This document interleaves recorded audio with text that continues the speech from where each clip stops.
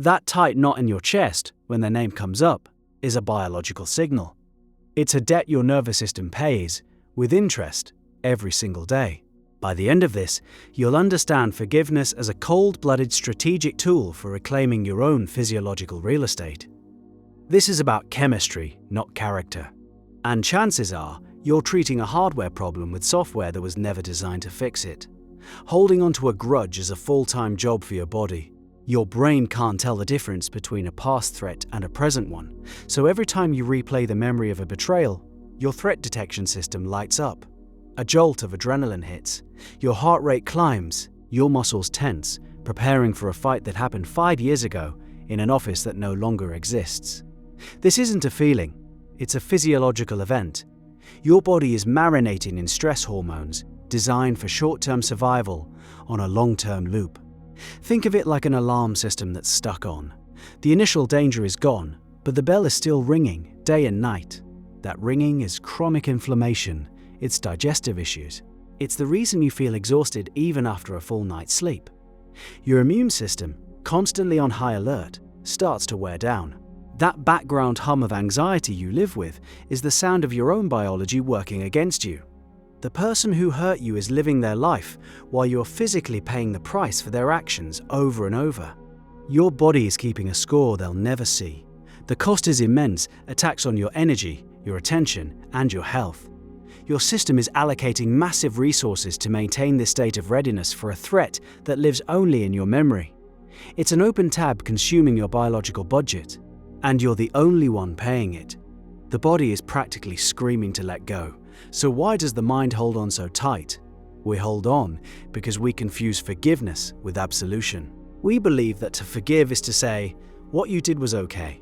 That it means condoning the act, erasing the harm and letting the other person off the hook. It feels like a surrender. A deep injustice, it feels like they win. This is the central misunderstanding that keeps us chained to the past. We guard the grudge because it feels like the only piece of justice we have left. It feels like a shield, a way to honor the pain we went through. We think that if we let go of the anger, we are letting go of the truth of what happened, so we stand guard over the memory. We replay the tapes, looking for new angles, reinforcing the narrative of the wrong that was done to us.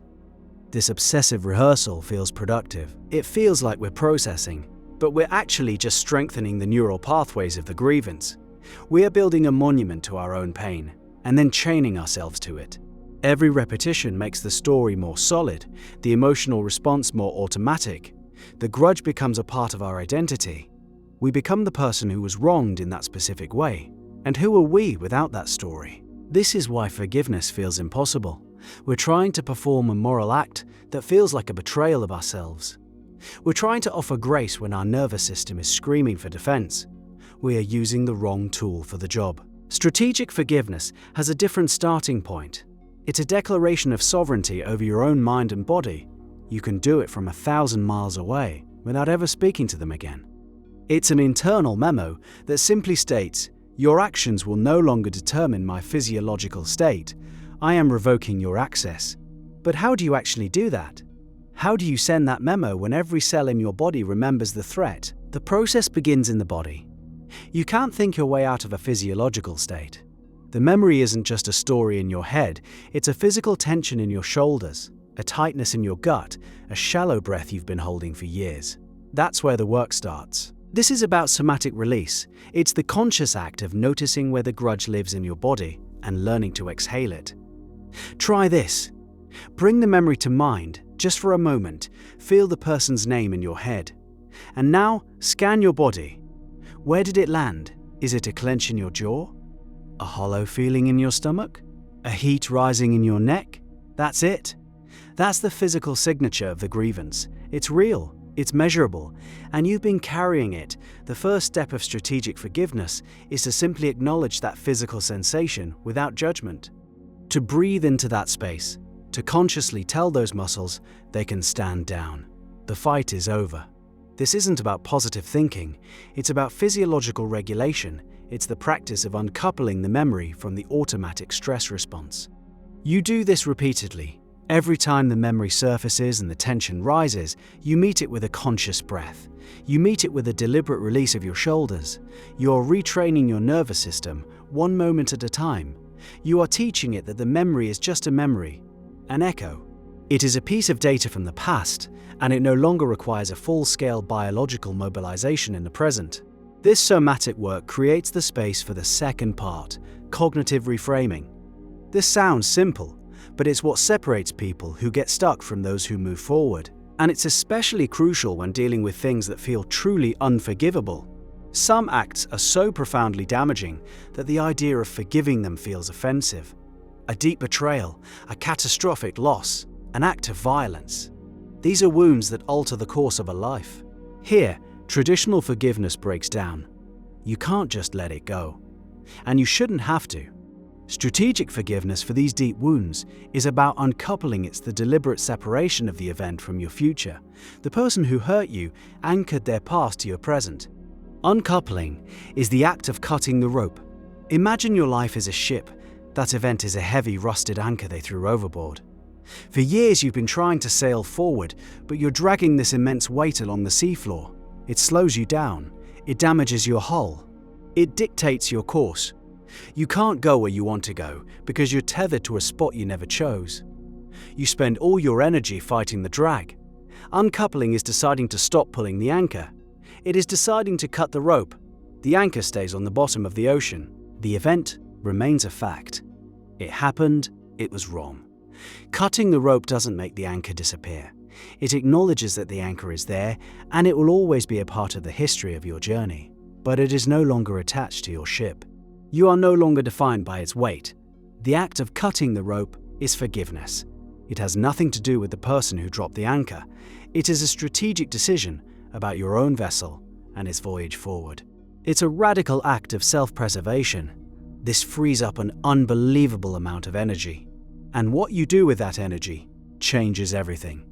This is the ultimate payoff. Forgiveness isn't just about returning to a neutral baseline. The freed up energy from cutting the anchor is the fuel for post-traumatic growth. This is a well-documented phenomenon, where people who experience significant adversity often report positive psychological changes. They develop a deeper appreciation for life. Their relationships become more meaningful, and they discover a personal strength they never knew they had. The trauma, once processed, becomes a catalyst. When your body is no longer spending 90% of its energy maintaining a high alert status, those resources become available for other things, for creativity, for new projects, for deeper connection with people who are actually in your life right now. You start noticing opportunities you were blind to before because your attention was fixated on the rearview mirror. The story begins to change. The narrative shifts from "I am the person this terrible thing happened to" "I am the person who survived that and built this." The scar tissue is stronger than the original skin. The experience, as horrible as it was, becomes integrated. It becomes a source of wisdom, of empathy, of a resilience that is forged, not gifted. You develop a clearer sense of what matters. You become less tolerant of minor grievances because you know what a real threat feels like. Your priorities realign with a brutal, beautiful clarity. This isn't about finding a silver lining. It's about recognizing that the process of healing the wound can itself build a new kind of strength that was previously unavailable. It transforms the poison into a strange kind of medicine. The opposite of forgiveness isn't hate, it's stasis. It's being frozen in time, tethered to a moment that is long gone, forced to relive an injury while the world moves on. Forgiving, strategically, is the decision to rejoin the flow of time. It is the quiet, personal, and profoundly selfish act of choosing your own future over someone else's past. You leave the anchor on the seafloor and you sail on. And this same mechanism of uncoupling is what allows us to let go of old versions of ourselves, which is an entirely different kind of